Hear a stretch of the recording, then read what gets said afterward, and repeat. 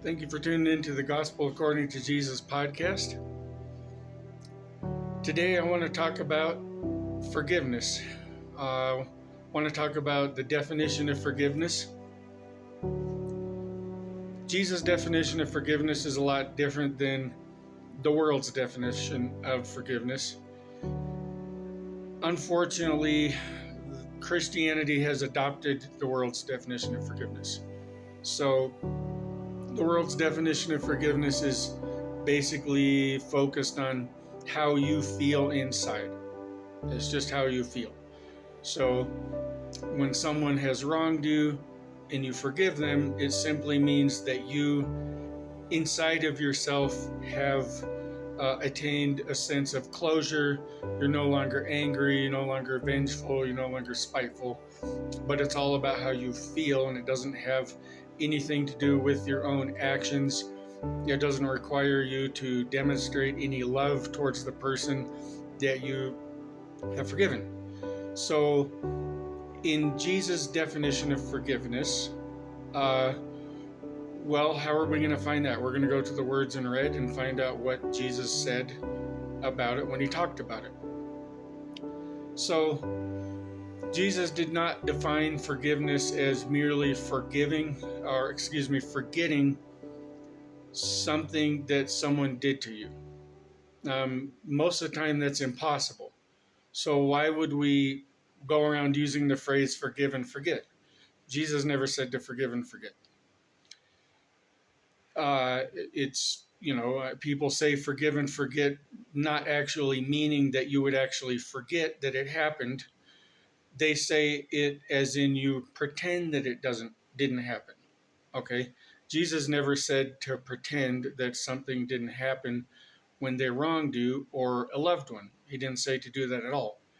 He said actually the opposite. He said to make a big deal out of it. So Jesus' definition of forgiveness actually involves seeking out the offender and making the relationship what it should be once again. That's how Jesus defines forgiveness. So we actually find Jesus' definition of forgiveness in Matthew 18. I'll read the parable of the lost sheep. What do you think? If any man had 100 sheep, this is Matthew verse 12. Matthew 18, verse 12, What do you think? If any man has 100 sheep and one of them goes astray, will he not leave the 99 in the mountains and go and search for the one that is lost? And if it turns out that he finds it, truly I say to you, he rejoices over it more than over the 99 that have not gone astray. So it is not the will of your Father who is in heaven for one of these little ones to perish.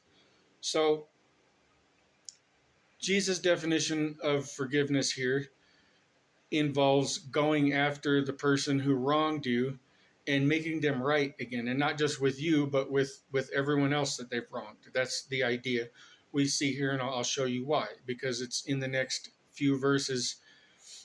It talks about that, and it actually, the next few verses of what Jesus said here actually define the parable, and they show us that the parable of the lost sheep is not talking about Jesus going after the lost sheep.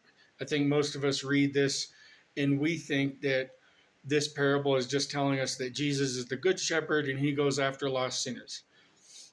No, this parable is telling us to go after lost sinners. It's for us.